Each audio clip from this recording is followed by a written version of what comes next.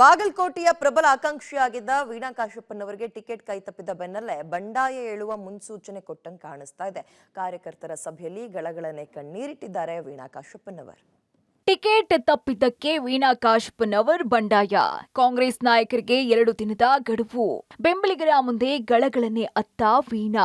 ಪಕ್ಷೇತರ ಸ್ಪರ್ಧಿಸುವಂತೆ ಬೆಂಬಲಿಗರ ಒತ್ತಾಯ.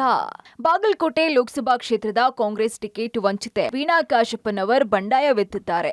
ಬಾಗಲಕೋಟೆ ಟಿಕೆಟ್ ಸಂಯುಕ್ತ ಪಾಟೀಲ್ಗೆ ಒಲ್ದಿದೆ. ಟಿಕೆಟ್ ಕೈ ತಪ್ಪಿದ ಬೆನ್ನಲ್ಲೇ ವೀಣಾ ಕಾಶಪ್ಪನವರು ತಮ್ಮ ಬೆಂಬಲಿಗರ ಸಭೆಯನ್ನ ನಡೆಸಿದ್ದಾರೆ. ರಾಜ್ಯ ಕೈ ನಾಯಕರಿಗೆ 2 ದಿನದ ಗಡುವು ನೀಡುವ ಮೂಲಕ ಕುತೂಹಲ ಮೂಡಿಸಿದ್ದಾರೆ.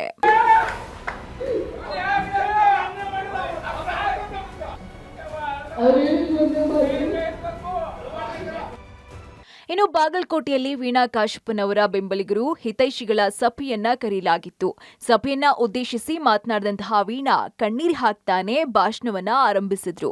ನಾನು ಟಿಕೆಟ್ ಸಿಗುತ್ತೆ ಅಂತ ಬಹಳಷ್ಟು ನಿರೀಕ್ಷೆಯನ್ನ ಇಟ್ಕೊಂಡಿದ್ದೆ. ಆದ್ರೆ ಟಿಕೆಟ್ ಬೇರೆ ಜಿಲ್ಲೆಯವರಿಗೆ ಕೊಡೋ ಮೂಲಕ ಜಿಲ್ಲೆಯ ಸ್ವಾಭಿಮಾನವನ್ನ ಪಕ್ಷದ ನಾಯಕರು ಮಾರ್ಕೊಂಡಿದ್ದಾರೆ ಅಂತ ಕಣ್ಣೀರು ಹಾಕಿದ್ರು. ನಾನು 5 ವರ್ಷಗಳ ಕಾಲ ಕಾಲಿಗೆ ಚಕ್ರ ಕಟ್ಕೊಂಡು ಜಿಲ್ಲೆಯ ಸಮಸ್ಯೆಗಳನ್ನ ಅರ್ತಿದ್ದೀನಿ. ಆದ್ರೆ ನನಗೆ ಟಿಕೆಟ್ ಯಾಕೆ ತಪ್ಪಿದೆ ಅಂತ ಗೊತ್ತಾಗ್ತಿಲ್ಲ ಅಂತ ಕಣ್ಣೀರ್ ಹಾಕಿದ್ರು. ಈ ವೇಳೆ ಬೆಂಬಲಿಗರು ಮೇಡಂ ಕಣ್ಣೀರ್ ಹಾಕಬೇಡಿ, ಸ್ವತಂತ್ರ ಸ್ಪರ್ಧೆ ಮಾಡಿ ಅಂತ ಘೋಷಣೆ ಕೂಗಿದ್ರು.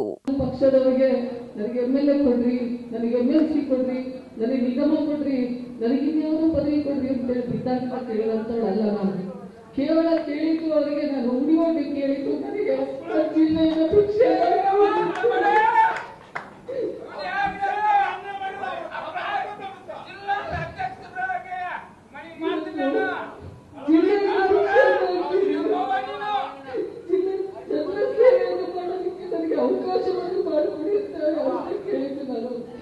ಪರಿಸರಿಯಾಗಿ ಅವ್ರ ಮುಂದೆ ಕೈ ಮುಗಿದಿರ್ತಾರೆ, ಕಣ್ಣೀರು ಹಾಕಿದ್ದಾರೆ.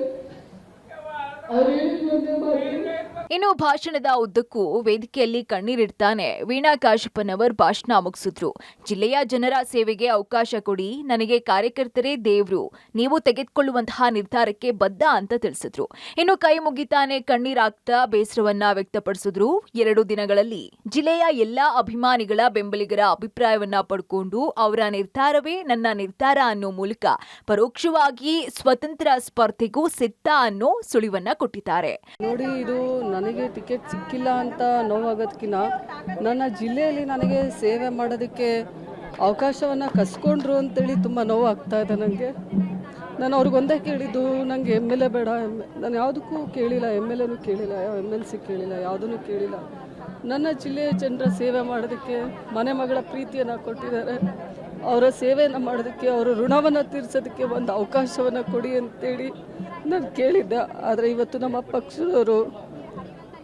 ನಮ್ಮ ಪಕ್ಷದವರು ಅದನ್ನು ಎಲ್ಲೋ ತಿರಸ್ಕಾರ ಮಾಡಿದ್ದಾರೆ ಅಂತೇಳಿ ಹೇಳೋದಕ್ಕೆ ತುಂಬ ನೋವಾಗ್ತಾ ಇದೆ. ನಮ್ಮ ಜಿಲ್ಲೆಯ ಸ್ವಾಭಿಮಾನವನ್ನು ಮಾರ್ಕೊಂಡಿದ್ದಾರೆ.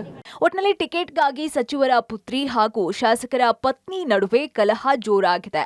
ಬಾಗಲಕೋಟೆ ಕೈಪಾಳ್ಯದಲ್ಲಿ ಬಂಡಾಯದ ಬಿಸಿ ತಟ್ಟಿದೆ. Ravi Hallur, public TV, Bagalkot.